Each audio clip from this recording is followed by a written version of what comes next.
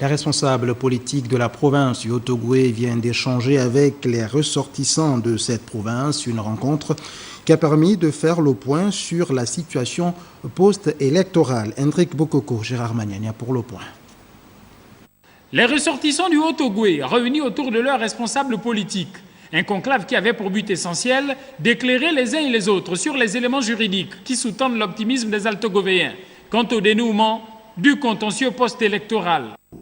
Au PDG, nous avons les 297 procès-verbaux des 297 bureaux de vote.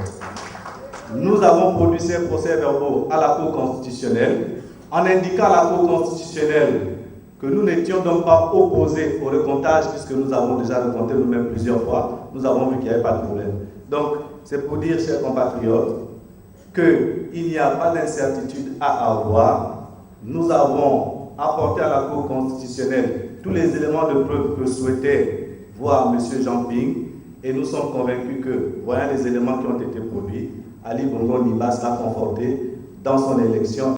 Cette rencontre a permis également aux membres du gouvernement, issus de la province, d'attirer l'attention de leurs concitoyens, notamment ceux qui sont victimes de stigmatisation, afin que ces derniers fassent preuve de calme et de retenue en cette période sensible. Il fallait donc que nous, en tant que responsables administratifs et politiques de la province, qu'on vienne les rassurer de ce que le Haut-Ogooué, c'est le Gabon.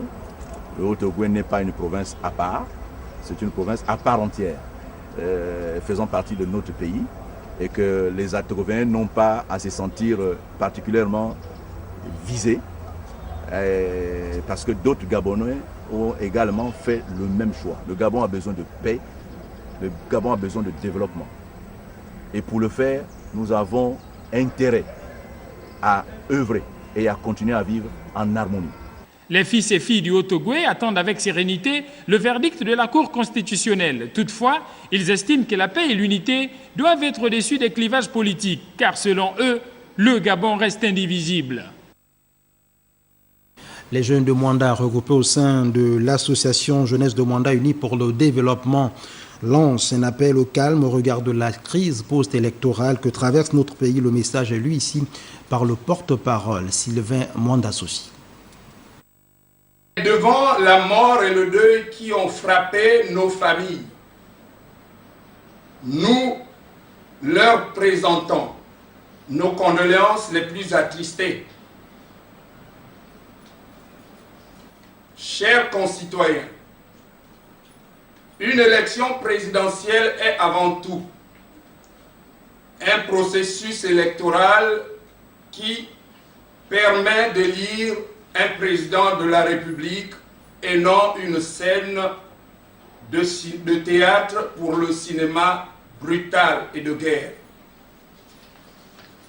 À seulement 56 ans post-indépendance, notre pays a besoin de cette construction, de tous ses enfants. Et c'est pourquoi la casse, la barbarie et toutes les autres expressions brutales sont à proscrire. Héritier d'un pays stable, calme et harmonieux, nous ne voulons le changer pour rien. Ne voulons le troquer contre rien. Nous saluons les appels au calme